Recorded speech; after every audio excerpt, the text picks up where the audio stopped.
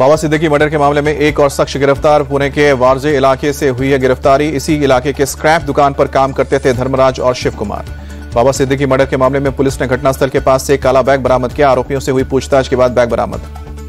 बाबा Siddiqui murder के मामले में मुख्य आरोपी गुरमेल सिंह की गिरफ्तारी का वीडियो सामने आया। गोलीबारी के बाद मुंबई पुलिस ने गिरफ्तार किया था। लखनऊ में सीएम योगी से मिला रामगोपाल मिश्रा का परिवार। सीएम आवास में मुलाकात हुई। बहराइच में गोली लगने से हुई थी रामगोपाल मिश्रा की मौत। मौत के बाद बहराइच में भड़की हिंसा।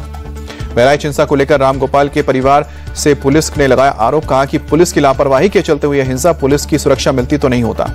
मृतक रामगोपाल के परिवार ने आरोपियों पर बुलडोजर कार्रवाई की मांग की। कहा कि आरोपियों को फांसी की सजा मिलनी चाहिए। उत्तर प्रदेश के बहराइच में कल हुई हिंसा के बाद भारी संख्या में पुलिस बल तैनात। हिंसाग्रस्त इलाके में अर्धसैनिक बलों की तैनाती। कल हुई हिंसा के बाद अब तक 30 से ज्यादा दंगाई हिरासत में लिए गए। जहां तहां दिख रहे हैं जली हुई गाड़ियां और जले घर मकान। उत्तर प्रदेश के उप मुख्यमंत्री ब्रजेश पाठक ने बहराइच में हालात नियंत्रण में बताया। कहा कि हम पीड़ित परिवार के साथ हैं। दंगाइयों के खिलाफ कड़ी कार्रवाई होगी। ब्रजेश पाठक बोले कि दंगा फसाद समाजवादी पार्टी के डीएनए में। हमारी प्रतिबद्धता राज्य में कानून व्यवस्था बनाए रखना है। बहराइच बवाल पर बोले समाजवादी पार्टी के नेता अवधेश प्रसाद। कहा कि पुलिस की लापरवाही से हुई है हिंसा के बवाल के लिए जिम्मेदार है सरकार। बहराइच की घटना पर बोले मुख्तार अब्बास नकवी। कहा कि यह घटना दुखद है। जो लोग सांप्रदायिक सियासत करने में जुटे वो सही नहीं। बहराइच में बवाल पर बोले एमएलए सुरेश्वर सिंह। बोले बहराइच में अभी हालात सामान्य है। दोषियों के खिलाफ कड़ी कार्रवाई। बहराइच की घटना पर बोले आरएलडी नेता मलुक नागर। असामाजिक तत्वों के खिलाफ होगी सख्त कार्रवाई। ईवीएम को लेकर विपक्षी दलों के सवालों पर बोले मुख्य चुनाव आयुक्त राजीव कुमार। 100% फुल प्रूफ है ईवीएम। जनता मतदान में हिस्सा लेकर अपने सवालों का जवाब दे देती है। बीजेपी केंद्रीय चुनाव समिति की बैठक आज। पीएम मोदी करेंगे अध्यक्षता। महाराष्ट्र के चुनाव को लेकर उम्मीदवारों के नाम पर लगेगी मुहर। मुंबई में राज्यपाल द्वारा नियुक्त किए गए 7 एमएलसी ने ली शपथ। उपसभापति नीलम गोरे ने विधान भवन में शपथ दिलाई। महाराष्ट्र में 7 एमएलसी की नियुक्ति पर बोले नाना पटोले। कहा कि कैसे संवैधानिक व्यवस्था से बेईमानी हो जाती है, ये बीजेपी देख रही है। महाराष्ट्र विधानसभा चुनाव को लेकर बोले कांग्रेस प्रदेश अध्यक्ष नाना पटोले। कहा कि सीट बंटवारे की बैठक पूरी नहीं हो पाई है। महाविकास आघाड़ी 288 सीटों पर चुनाव लड़ेगी।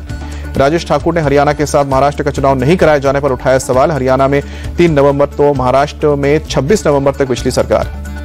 झारखंड विधानसभा चुनाव की तारीखों की घोषणा को लेकर बोले जेएमएम नेता मनोज पांडे। कहा कि बीजेपी को थी तारीखों की घोषणा की जानकारी। किसी आयोग को कठपुतली बनाकर रखना गंभीर। झारखंड में जेएमएम और कांग्रेस पर बीजेपी प्रवक्ता प्रतुल शहदेल का पलटवार। कहा कि चुनाव आयोग मियाद पूरी होने के 6 महीने पहले तक करा सकती है चुनाव। महाराष्ट्र और झारखंड में विधानसभा चुनाव को लेकर बोले बीजेपी नेता मुख्तार अब्बास नकवी। कहा कि बीजेपी वो पार्टी नहीं जो एक परीक्षा पास करने के बाद विदेश घूमने चली जाए। झारखंड विधानसभा चुनाव को लेकर जेएमएम की तैयारी तेज। 81 सीटों पर चुनाव लड़ेंगे सीएम हेमंत सोरेन और सहायक दल।